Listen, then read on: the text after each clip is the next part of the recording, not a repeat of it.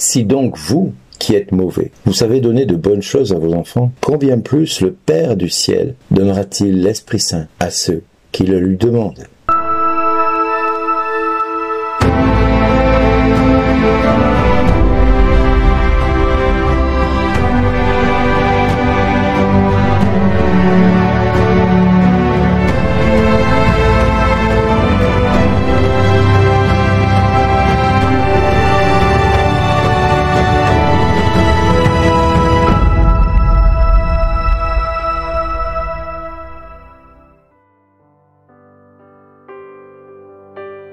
Bonjour les amis, un évangile qui nous parle de savoir comment prier. Et un disciple demandera à Jésus, « Seigneur, apprends-nous à prier ». Une prière que Jésus va enseigner à ses disciples et que je vous invite à découvrir lentement, jour après jour, en écoutant cette parole qu'il nous donne. Rendez-vous compte, le Fils de Dieu nous explique comment nous adresser à son Père.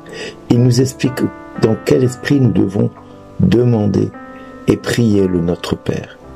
Dans cet évangile que nous découvrons de ce jour, nous avons tout ce qu'il faut pour comprendre l'origine du Notre Père et quel est le sens profond que Jésus veut qu'on y mette dedans. Il nous parle de prière qui doit aller vers le Père, lui qui est sanctifié, que son règne vienne et que il nous donne le pain que nous avons besoin pour chaque jour, qu'il nous pardonne nos péchés, car nous-mêmes, nous sommes appelés à pardonner à ceux qui ont du tort envers nous, et de ne pas nous laisser tenter par l'ennemi.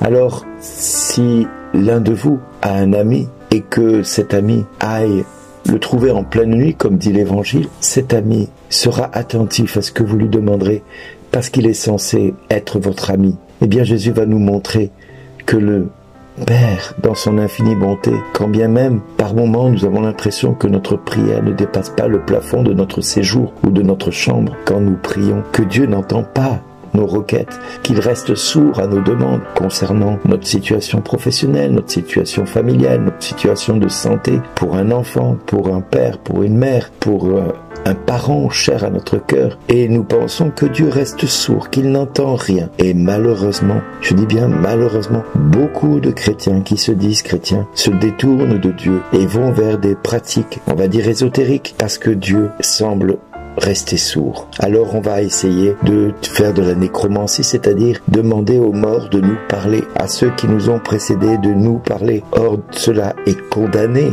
dans la parole de Dieu, de pratiquer ce genre de choses. Mais nombreux sont ceux qui le font malheureusement. Encore hier soir, alors que je priais, quelqu'un m'appelait et me disait, « Tu vois, chaque fois que je demande à ma mère de me dire quelque chose, elle me répond tout de suite, mais Dieu ne me répond pas. » Et je lui ai dit, comment ça ta mère te répond? Et il me dit, écoute, c'est simple, je me mets dans ma chambre et je prie ma mère. Je dis, mais est-ce que tu invoques ta mère parce qu'elle est décédée? Et là il me dit, bien sûr. Je dis, mais c'est pas du tout ce qu'il faut faire, c'est contraire à la parole de Dieu. Tu es en train de faire ce qu'on appelle de la nécromancie. Et c'est strictement défendu, et d'autant plus que ce n'est pas ta mère qui te répond, mais c'est un démon qui se déguise en ta mère. Et là il me dit, ah bon? Mais personne me l'a dit. Inutile de vous dire que j'ai dû refaire toute sa catéchèse à ce niveau-là, mais encore faut-il qu'il entende cela. Alors, j'ai envie de vous dire, heureux sommes-nous qui prenons du temps à nous adresser à notre Père. De quoi parlait-il le Seigneur aujourd'hui? Nous ne le savons pas. Par contre, une autre occasion nous est parvenue, une bride de conversation entre son Père et lui, au moment où il fut baptisé dans le Jourdain, alors qu'il se trouvait encore en prière, du ciel vint une voix. Tu es mon fils bien-aimé. Tu as toute ma faveur. C'est quelque part le point d'orgue d'un dialogue tendrement affectué entre le Père et le Fils. Mais lorsque l'évangile d'aujourd'hui nous dit qu'un de ses disciples, voyant son recueillement, son intégrité de prière, lui demande de lui apprendre à parler à Dieu. Alors Jésus répond, quand vous priez, dites Père, etc., etc. La prière consiste donc à une conversation filiale avec ce Père qui semble si lointain par moments, mais qui nous aime à la folie. Je sais que Thérèse de Lisieux ne se lassait pas d'aimer Jésus. Et Thérèse Avila, qui fut sa sainte mère et sa sainte patronne de son Carmel, ne définissait pas quelque part l'oraison comme un commerce d'intime d'amitié, mais plutôt comme un entretien, comme une présence, où seul à seul, avec ce Dieu, dont elle se sait aimée, dont elle se sait chérie par le Père. Et la signification de notre Père dans cet évangile nous pousse à voir cette prière personnelle de Jésus lui-même auprès du Père et qui nous invite à en faire de même. L'évangile, aujourd'hui, nous fait aussi participer à cette prière que Jésus avait avec le Père. Il nous conduit à l'intérieur du dialogue intime de l'amour trinitaire. Il nous hisse de nos détresses humaines jusqu'au cœur de Dieu. Il signifie que par le langage courant,